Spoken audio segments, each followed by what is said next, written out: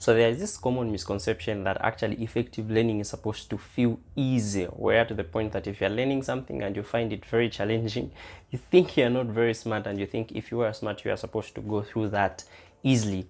That is a very dangerous common misconception, and this is one of the root causes as to why people use very inefficient study techniques. And so in this video, I'm going to debunk that myth and give you my own reasons as to why that is not true, and I'm going to use that knowledge and give you practical steps that you can actually start incorporating in your learning activities right now to make sure that they can actually give you some profound changes and profound improvement that you might not actually have expected. Hello everyone, my name is Simon, a fifth year medical student at the University of Zambia. Welcome back to my YouTube channel, where I share my own experiences and the things I've learned about how you can improve your own learning and how you can be as productive as possible. With all of that said, let's get back to the topic for today. So straight to the point, one of the main things which I think is able to debunk this myth is the theory of desirable difficulty. Now, I'm not going to bore you with the science, but generally here the principle is that this is a theory of learning that suggests that by challenging yourself, giving things that are actually challenging your brain really produces long-lasting effects in your brain, and they are going to produce better retention and understanding of everything. And if you read the book How We Learn by Stanislas Dehaene, you actually recognize that he mentions 4 pillars of learning, which are actually backed down with proper researches if you read the book. And one of the pillars of learning, apart from attention, error feedback, and consolidation, is active engagement. And when you read that chapter of the book, you actually discover that active engagement does not feel easy. It actually feels challenging. And the other book which I can actually quote for you is How to Read a Book. When you read this book and try out the techniques that are actually proposed in this book, you actually discover that it is not as easy to read like that.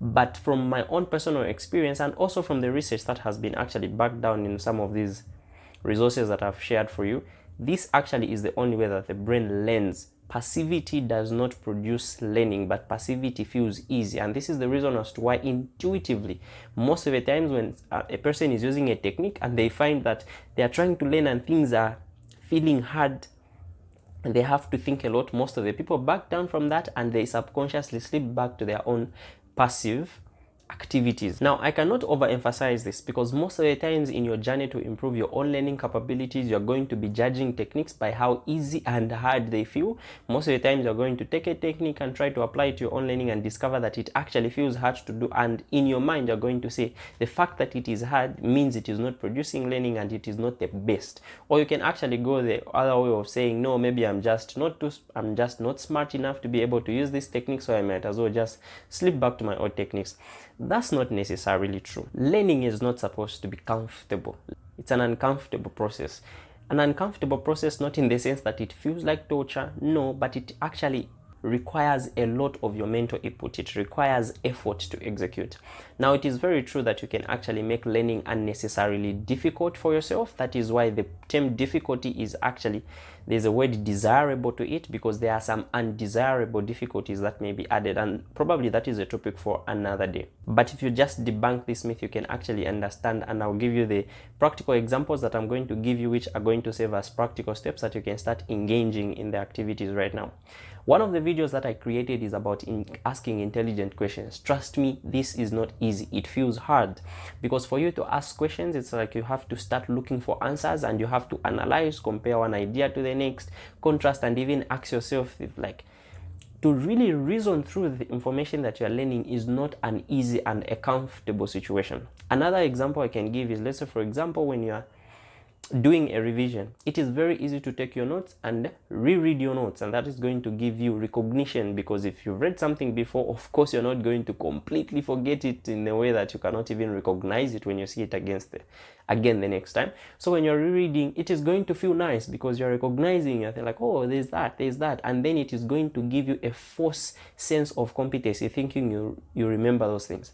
But if you are to first close your book, you read this thing 3 days ago, and then you're going to try to actively remember what you've been doing, especially if you even add specific active techniques to this. Let's say, for example, you try to answer very difficult questions or even create a mind map about the knowledge that is in your head, you actually discover that it is very hard, and you discover that possibly you have forgotten a lot of things. There are a lot of knowledge gaps, and that's very uncomfortable. It doesn't make you feel nice because you feel like, I've forgotten a lot. But That is very important for you, because it is that mental effort that you are putting into trying to remember information that is actually going to strengthen your memories of it. And so, best practical principles which I can give: if you're learning something, try to challenge yourself as much as possible. Ask yourself questions. This is one of the best ways which I know. Ask yourself hard questions, questions that ask about evaluation, relationships, analysis, compare and contrast, instead of asking very direct questions as is what is this, and then you continue memorizing. Trust me, memorization feels easier, but it will take you much more time. But trying to break down the things that you are learning to their very, for example, the Feynman technique. The Feynman technique, if you really stick to it religiously, you can actually discover that it is quite very frustrating, because you would have learned a principle and then you're going to give yourself time to ask yourself question, why? Okay, this is what happens, why? Then this is this, and then why? You will come at a point where you are really stuck and it feels very uncomfortable, but it is staying in that field, being comfortable with being uncomfortable, that is actually going to push you to learn better, helping you to grasp the skills that you're actually trying to get in a meaningful manner.